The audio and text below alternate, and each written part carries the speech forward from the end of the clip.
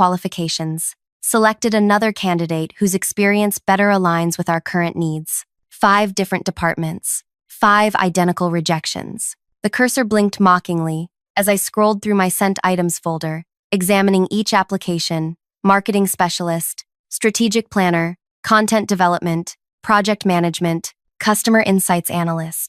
All positions I could perform blindfolded after 10 years in the industry, an advanced degree, and consistent praise from previous employers. My phone pinged with a calendar notification. Interview follow-up, Benson. The HR representative who'd smiled too widely during my last interview, whose eyes had traveled down my blouse when he thought I was reviewing the portfolio I'd brought. The same man who'd said, "You're exactly what we're looking for," before the panel of 5 men nodding in agreement. Lies. Something snapped inside me. I dialed the company's main number, surprising myself with how steady my voice sounded. "Human resources, please. I'd like to schedule an in-person meeting with Benson." 3 hours later, I sat across from him in a small conference room. His surprise when I walked in had been almost comical.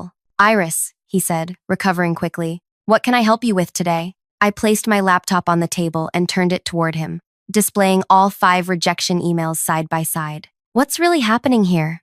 My voice was quiet but clear. "I'm not sure what you mean," he said, his eyes darting to my screen. 5 positions, 5 rejections, each with identical wording. I've scored at the top of every assessment. I have 10 years of relevant experience. I have an advanced degree. So please, explain to me what's really happening. Benson's smile tightened. Different hiring managers have different hiring managers all reaching the same conclusion about me? What are the odds of that, Benson? A woman passing by the glass-walled room slowed, watching our exchange with undisguised interest. "I'm afraid I can't discuss internal hiring decisions," he said, standing abruptly. "Perhaps this position simply isn't the right fit for you." "Which position, Benson?" I applied to 5 different ones. His face flushed. "I think we're done here." As he reached for the door, I asked, "How many women have you hired this year at the management level?" He froze, hand on the doorknob. Without turning around, he said, "That information is confidential." "Is it because there aren't any?"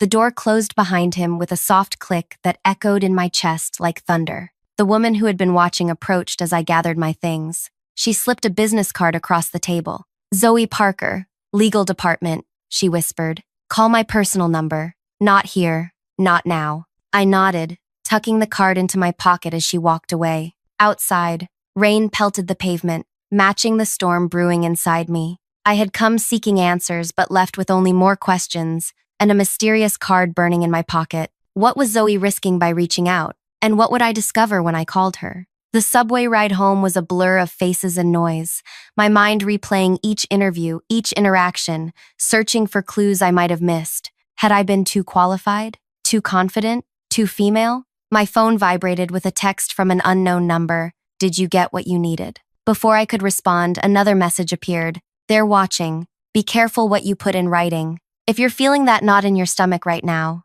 if you're sensing there's more to this story than meets the eye, you're right. Hit that like button and subscribe to join me on this journey of discovery and justice. Trust me, what happens next changed everything. Not just for me, but for hundreds of women whose voices had been silenced. My name is Iris Lynn. I'm 34, with a master's degree in business administration and a reputation for solving problems others can't see. I specialize in data analysis and organizational behavior, skills that made me invaluable to previous employers, but apparently threatening to this one. Growing up with a single mother who worked 3 jobs to put me through college taught me 2 things. Injustice is everywhere, and fighting it requires strategy, not just passion. That night, I called Zoe from a coffee shop 3 blocks from my apartment. "I've been watching you apply," she said without preamble. "You're the 6th woman with outstanding qualifications they've rejected this quarter. Why are you telling me this?" A pause. "Because I'm leaving. 3 weeks' notice. I can't fight it anymore." "Fight what exactly?" "The boys' club, the glass ceiling, whatever you want to call it." Her voice dropped. "They hired Thomas as senior counsel last month. He graduated 2 years after me, has half my case record, and they're paying him 30% more." I jotted notes as she continued. "The last woman to make director was Anya. She quit after they excluded her from meetings, assigned her impossible deadlines, then questioned her commitment when she couldn't meet them. Why doesn't anyone file complaints?" Zoe laughed bitterly. 3 women did last year. all pushed out within months. Coincidentally, of course. Of course, I echoed. Listen, there's more. Check their leadership page. 28 executives, 26 men, 2 women, both in HR and communications. Their annual report brags about diversity initiatives, but the numbers tell the truth. After hanging up, I researched deeper. The company's social media showcased smiling women at company events, but a closer examination revealed most were administrative staff or junior associates. I created a spreadsheet tracking job postings against new hire announcements, noting gender patterns. The data was unmistakable. Women were interviewed but rarely hired above middle management. 2 days later, I developed a 3-part strategy. First, I applied for a small contractor position through an agency, using only my initials instead of my first name. Second, I launched an anonymous industry blog analyzing market trends, showcasing my expertise while building credibility. Third, I began attending industry events where board members would be present. The contractor position interview was scheduled quickly. I arrived wearing a tailored pantsuit, hair pulled back severely. The interviewer blinked in surprise when I entered. Lynn, we were expecting Iris Lynn, I confirmed, extending my hand. Shall we begin? His discomfort was palpable as I methodically addressed each question with precision and authority. By the end, his expression had shifted from surprise to reluctant respect. Your technical knowledge is impressive, he admitted. Thank you. When can I expect your decision? Soon. Very soon. Meanwhile, my blog gained traction. I published detailed analyses of industry challenges and solutions, carefully avoiding any mention of specific companies, but demonstrating deep understanding of the field. At my first industry function, I approached Wilson, a board member known for his progressive views. Your quarterly report indicates a 17% efficiency gap in your Eastern operations, I said after introducing myself. His eyebrows rose. You've read our quarterly report? I read all public documents from major industry players. May I offer an observation? By the end of our conversation, he was asking for my card. We need fresh perspectives like yours. The following week, I attended a charity gala where several board members were present. I strategically positioned myself at their table during dinner, contributing thoughtful comments to their discussion about market challenges. Diana, the only female board member, studied me with interest. You speak as if you've been inside our operations. Just an analyst who pays attention, I replied. 6 weeks into my plan, disaster struck. The agency called to inform me the contractor position had been eliminated due to budget constraints. The same day, my blog received a cease and desist letter claiming I had used proprietary information, a baseless accusation meant to silence me. Then Wilson, who had been particularly supportive, stopped returning my messages. That evening, as rain lashed against my windows, doubts flooded my mind. Was I fighting a losing battle? Was I risking my professional reputation for nothing? My phone pinged with an anonymous message. Keep going. You're making them nervous. The sender's identity remained unknown, but the message reignited my determination. If they were trying to stop me, I must be on the right track. I pivoted my approach. Fighting alone from the outside wasn't working. I needed allies. Through Zoe's connections, I reached out to 3 other women who had experienced similar rejections. Vera, a marketing strategist with 15 years of experience. Kaya, a financial analyst with 2 published papers on industry optimization. And Liv, a former employee who had left after being passed over for promotion 3 times. We met at my apartment, spreading our documents across my dining table. They interviewed me 4 times, Vera said. Each time, they hired a man with fewer qualifications. Kaya nodded. Same pattern. They love my ideas but never quite find me the right fit. Liv added. When I asked why I wasn't promoted, my manager said I lacked leadership presence, whatever that means. Together, we formulated a new strategy. Rather than trying to break in individually, we would apply pressure collectively. We began attending shareholder meetings, asking pointed questions about hiring statistics. Your annual report mentions commitment to diversity, yet management remains 93% male. Could you explain this discrepancy? We created presentation decks comparing the company's public diversity claims against actual numbers, sending them anonymously to board members and industry publications. The pressure was building, but would it be enough to crack the foundation of bias that had stood firm for decades? The company's first response came 3 weeks later, a carefully worded press release announcing a new Diversity and Inclusion Task Force. The announcement featured stock photos of smiling people from various backgrounds alongside empty promises of comprehensive review and commitment to improvement. "They're playing defense," Liv said during our strategy meeting in my apartment. Rain tapped against the windows as we huddled around my kitchen table, the scent of coffee mingling with the tension in the air. "This means we're getting to them." Kaya analyzed the financial reports spread before her. Their stock dipped 3% after our questions at the shareholder meeting. Small, but board members noticed these things. "Not enough," Vera said, tapping her pen against her notepad. "They'll form this task force, assign some junior people to it, issue a report in 6 months claiming improvement, and nothing will actually change." I studied our timeline on the whiteboard. We need to accelerate. The annual leadership conference is in 3 weeks. Every executive and board member will be there,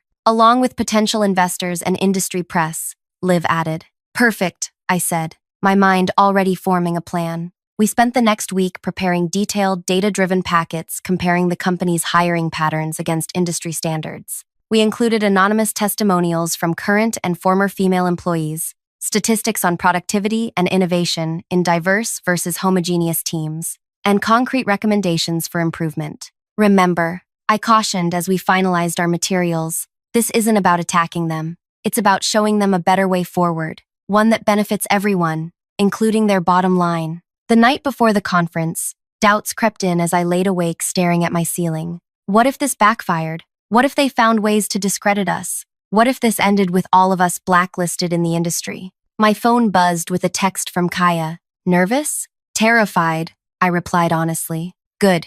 Means we're doing something important." The conference venue gleamed with polished marble and ambient lighting, people in expensive suits networking over mimosas and tiny quiches. We arrived separately, dressed professionally, name badges displaying our affiliations with various industry organizations rather than our own consultancy we'd hastily formed. Liv positioned herself near the registration desk, monitoring arrivals. "CEO just walked in with the executive team," she murmured into her earpiece. "Board members at the northwest entrance." Vera approached the event coordinator, pressing our revised proposal into her hands. "The CEO requested this be added to the presentation materials for the innovation panel." The coordinator looked confused. "This wasn't on the schedule." "Last-minute addition," Vera said confidently. He was quite insistent. Meanwhile, I navigated toward Diana, the female board member who had shown interest in my analysis at the gala. "Miss Lin," she said, recognition lighting her eyes. "I didn't expect to see you here." "I wouldn't miss it," I replied, especially given the company's recent announcement about diversity initiatives. Something flickered across her face. Doubt? Guilt? "Yes, we're making progress in that area. Are you?" I asked softly, holding her gaze. "The numbers suggest otherwise." Before she could respond, her phone buzzed. She glanced at it, then back at me with narrowed eyes. "Excuse me." Through my earpiece, Kaya whispered, "They found the packets." Executive team huddling near the east hallway. Our materials had been strategically placed throughout the venue, on reserved seats for board members, at the press table, and in the investor lounge. Each contained irrefutable data about the company's hiring practices, pay disparities, and toxic culture. The CEO's face had turned an alarming shade of red as he flipped through the pages, surrounded by nervous-looking executives. He scanned the room, perhaps searching for whoever had distributed the information. I felt a hand on my elbow. Turning, I found Benson from HR, his expression a mask of forced pleasantry. "Miss Lin, what a surprise. I wasn't aware you were attending today." "Professional development," I said with a smile that matched his insincerity, always looking to stay current. "Indeed." His grip tightened slightly. "Perhaps we could chat privately? I believe there may have been a misunderstanding regarding your applications." A flutter of hope. Was this working already? I quashed it immediately, recognizing the tactic. Isolation. Any discussions about my applications should happen formally, with witnesses, I replied loud enough for nearby attendees to glance our way. "Unless, of course, there's something you wouldn't want others to hear?" I replied. His smile remained fixed, but his eyes hardened. "I'm simply trying to clear up a potential misunderstanding." 5 identical rejections doesn't sound like a misunderstanding to me, Benson. It sounds like a pattern. People were watching now, curiosity piqued. "This isn't the appropriate venue," he began. "When is the appropriate venue? After how many qualified women are rejected? After how many complaints are buried? after how many careers are damaged. The CEO approached, his face composed but eyes blazing. Is there a problem here? No problem, I said calmly.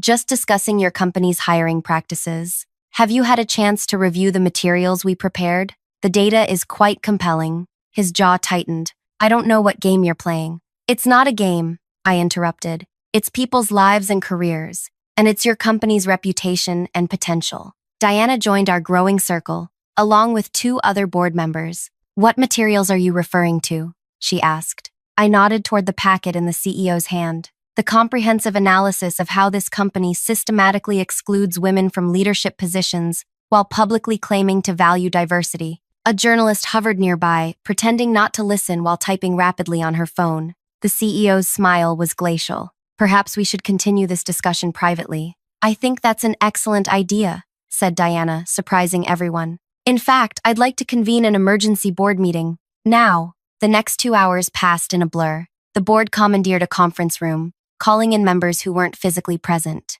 Vera, Kaya, Liv, and I presented our findings methodically, answering questions with data rather than accusations. Some board members were defensive, others shocked, a few seemingly unsurprised. The CEO alternated between dismissive and threatening, while Benson sat stone-faced, occasionally whispering to the company's legal counsel. This is preposterous, the CEO finally exploded. These women are disgruntled applicants trying to damage our reputation because they weren't hired. Diana leaned forward. The question isn't whether we're being attacked, Gregory. The question is whether the accusations have merit. Our hiring practices are completely fair, Benson insisted. Then you won't mind an independent audit, I suggested. Absolutely not, the CEO snapped. We're not subjecting ourselves to some witch hunt based on cherry-picked data. Afraid of what they'll find? Liv asked quietly. The tension in the room was suffocating when Diana spoke again. I move that we engage an independent firm to review our hiring practices and corporate culture.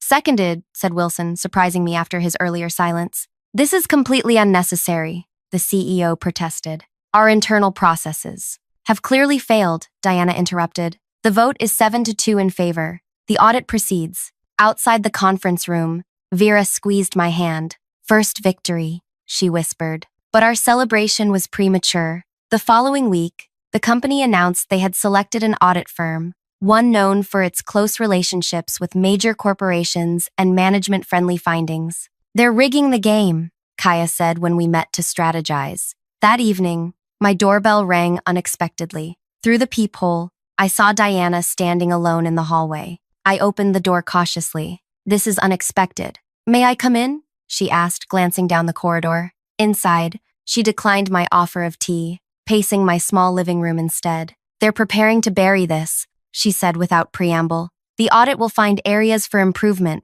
but no systemic issues. The CEO is already drafting a response claiming vindication. My heart sank. You seem well informed. I've been on this board 5 years. Do you know how I got there? I was the token woman they needed for optics after a similar complaint years ago. Her eyes met mine. I told myself I could change things from the inside. Instead, I've watched dozens of qualified women get passed over while nodding along with the excuses. Why are you telling me this? Because I'm tired of being complicit. She handed me a flash drive. Internal communications about hiring decisions for the past 3 years. Performance reviews. Salary data. Everything you need. I stared at the small device. This could cost you your position. It already has. I submitted my resignation this morning. She moved toward the door. What you do with that information is up to you. But whatever it is, I suggest you do it quickly. They're mobilizing against you. The implications hit me as soon as she left. She had just handed me evidence of potentially illegal hiring practices and painted a target on my back. I called an emergency meeting with my allies, explaining the situation. We have 2 choices, I said. We can take this to the press, blow the whistle publicly, or what? Vera asked, eyes fixed on the flash drive sitting on my coffee table like a live grenade. We could try something unexpected, I said slowly, an idea forming, something they would never anticipate. What exactly did you have in mind? Liv leaned forward, intrigued. What if, instead of attacking them, we offered to help them? I suggested. Kaya frowned. Help the people who rejected all of us? Not help them cover this up, I clarified. Help them actually fix the problem. Why would we do that? Vera asked. And why would they let us? I smiled. the pieces of a new plan falling into place. Because sometimes, the best revenge isn't destruction, it's transformation, on our terms. Little did I know then how our quest for justice would evolve, or the formidable obstacles still ahead. The company's resistance would prove more entrenched than we imagined, and the personal cost higher than any of us expected. But in that moment, looking at these three brilliant women who had joined me in this fight, I felt something I hadn't experienced since opening that fifth rejection letter: hope. What none of us realized was that someone inside the company was already working to undermine us, someone with far more to lose than just their reputation. And they wouldn't stop at merely discrediting us. The next morning, I woke to breaking news that would change everything. The notification on my phone jolted me awake at 5:17 a.m. Squinting at the screen, I saw a news alert. Industry leader announces restructuring amid allegations of discriminatory practices. Fully alert now, I opened the article to find the company's official statement. In response to concerns raised about our hiring practices, we are undertaking a comprehensive restructuring of our talent acquisition processes. We have also become aware of potentially fraudulent activities by external parties attempting to manipulate our hiring decisions for personal gain. We take these matters seriously and are investigating fully. My phone immediately erupted with texts from Vera, Kaya, and Liv. All had seen the statement. All recognized the implied threat. "They're painting us as criminals," Vera wrote. "Classic deflection," responded Kaya. Liv's message was more alarming. "My apartment was broken into last night. Laptop missing. Nothing else taken." A chill ran through me as I scanned my own apartment. Everything appeared untouched, but I suddenly felt exposed. I checked the flash drive Diana had given me, still safely hidden inside a hollowed-out book on my shelf. By 7 a.m., we had convened at a small cafe 3 neighborhoods away from any of our homes. "This changes everything," Liv said, dark circles under her eyes. "They're not just defending themselves anymore. They're attacking. And they have resources we don't," added Vera. "Legal teams, security, connections." Kaya drummed her fingers on the table. "The fraudulent activities claim is concerning. They could be building a case against us. Or it could be a bluff," I suggested, though without much conviction. My phone buzzed with a text from an unknown number. "Check your email. Urgent." The message in my inbox was brief. "They're searching for the flash drive. Diana is being questioned. Lawyer up. Zoe. Still working on the inside. We need to accelerate," I said, showing them the message. "They're trying to control the narrative before we can act." "But what exactly is our play now?" Vera asked. "Go public with what we have? That just confirms their claims that we're attacking them." I considered our options. No, we stick with the plan, but we modify it. Instead of offering to help them quietly, we make a public proposal they can't refuse without looking worse. Over the next 4 hours, we crafted a detailed proposal for what we called the Industry Equity Initiative, a comprehensive program to address bias in hiring practices, not just at this company but across the industry. We positioned ourselves as consultants with specialized expertise in organizational behavior and inclusive talent development. Rather than accusing the company directly, we presented data on industry-wide patterns, using their statistics as just one example among many. We emphasized the business benefits of diverse leadership teams, innovation, adaptability, profitability, with research citations backing every claim. Most critically, we created a press release announcing our initiative, naming several companies we were in discussions with, including our target. "This puts them in a bind," I explained. "Deny our involvement, and they look resistant to improvement. Accept it, and they have to actually work with us." "Clever," Kaya nodded, "but risky. What if they sue us for defamation?" "The release doesn't make accusations," I pointed out. "It simply states we're discussing potential collaboration, and everything else is factual data available in public records." We were preparing to send out our materials when Liv's phone rang. Her face paled as she answered. "It's my former manager," she whispered, covering the microphone. "He says the company wants to meet." The timing couldn't be coincidental. How did they know what we were planning? After a brief conversation, Liv hung up. "They want all 4 of us to come in tomorrow morning. The CEO will be there."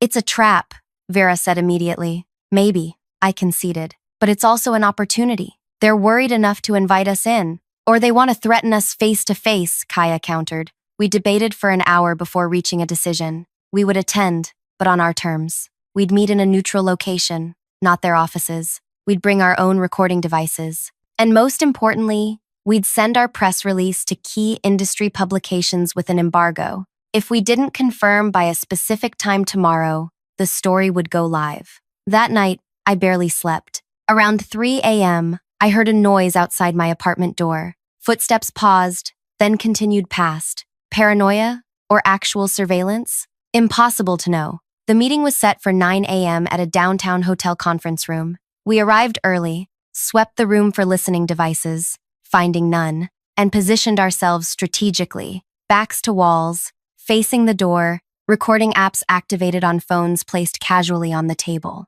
At precisely 9 a.m., the door opened. The CEO entered first, followed by Benson from HR, two people I assumed were legal counsel and, surprisingly, Diana. "Thank you for coming," the CEO began with practiced cordiality. "We wanted to address some concerning activities directly." "Such as?" I asked, matching his professional tone. "Let's not play games, Miss Lin," Benson cut in. "We know you've been coordinating efforts to damage this company's reputation." "Actually," Vera interjected, "we've been researching industry-wide hiring patterns and their impact on business performance. Your company is just one data point in our analysis." The CEO's smile tightened. "And this analysis conveniently began after you were all rejected for positions?" "Research often starts with personal experience," Kaya replied calmly. "That doesn't invalidate the findings." Diana hadn't spoken yet, but I noticed her watching me intently. She gave an almost imperceptible nod toward one of the lawyers,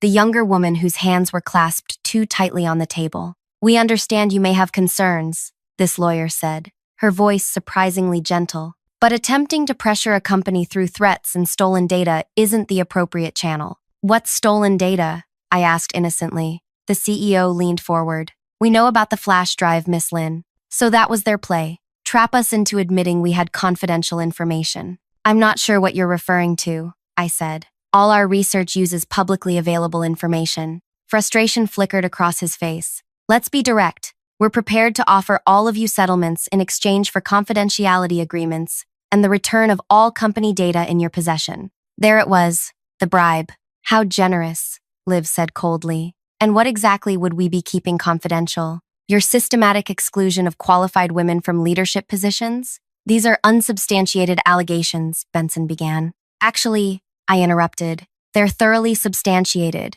and documented and ready for publication, unless we can reach a more constructive agreement." "Blackmail?" the second lawyer asked. "Negotiation," I corrected. "We're not interested in settlements or confidentiality agreements. We're interested in actual change." I slid copies of our Industry Equity Initiative proposal across the table. "This is our counteroffer. We establish an independent advisory board to review and improve hiring practices, not just at your company, but industry-wide. You become the first corporate partner, demonstrating leadership in addressing a problem that affects the entire sector." The CEO glanced at the proposal, then pushed it away. "This is absurd. You want us to hire you after this stunt?" "Not hire us," Kaya clarified. "Partner with us. There's a difference." "And if we refuse?" asked the second lawyer. I checked my watch. "Our press release goes live in 20 minutes. Your choice whether it positions you as part of the problem or part of the solution." The tension in the room was palpable as the CEO conferred in whispers with his team.